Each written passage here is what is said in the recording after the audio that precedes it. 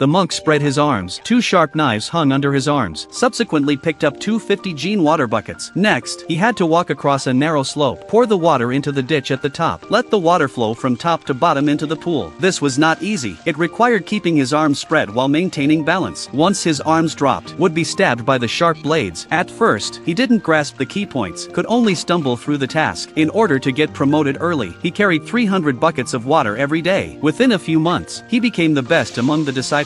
Could carry 2 water buckets and walk as fast as flying, and still had the strength to help others. The master saw that the man was helping others and stopped him. During training, you must not help fellow disciples. This will prevent them from ever succeeding in their practice. The man was very frightened. After the master approved of the man, he told him to report to the next level, and the training method of this level was truly puzzling. The man needs to listen with his ears to the sound of the master striking the wooden fish. Every time the abbot struck once, the man would strike the bell with a sledgehammer. The monk was quite dissatisfied when he heard this. He thinks it's a waste of time to let him ring the bell, but unexpectedly, as soon as he picked up the sledgehammer, he realized its difficulty. It turned out that there was a hidden mystery in this small sledgehammer. Although it only weighed 10 gene, it was tied to a long and soft bamboo pole, without a point of leverage. It felt as heavy as 120 gene, and it could only be operated with one hand. As a beginner, the man, at first could only hold the bamboo pole within a position less than 1 zhang to lift the sledgehammer, but after only a few strikes, his wrist lost strength. He looked at the abbot who was still striking the wooden fish, and instantly felt a competitive desire. He picked up the bamboo pole and continued to strike, refusing to put it down until his wrist turned blue and purple. After a few months, he could hold the bottom of the bamboo pole, coordinating with the abbot's gradually accelerating rhythm, striking forcefully. At this point, the man completed the test. While being promoted by the abbot to the supervisor of the scripture pavilion, he was also promoted to the next level of training. Here, the man was required to stand between 2 lit incense candles, and his gaze had to follow the candle flames swinging left and right in front of him. During this process, his head could not move. This was to train the man's mental stability, and the man was full of confidence. At the beginning, his eyeballs quickly followed the direction of the candle flames, but when the abbot increased the speed, he involuntarily moved his head, and was burned by the incense candle. The abbot warned him that his head must not move with his eyeballs, and asked him to try again. The man refused to give in, so he stepped forward again to try. This time, he calmed his mind. No matter how fast the abbot increased the speed, his head remained completely still. Seeing this, the abbot was very pleased.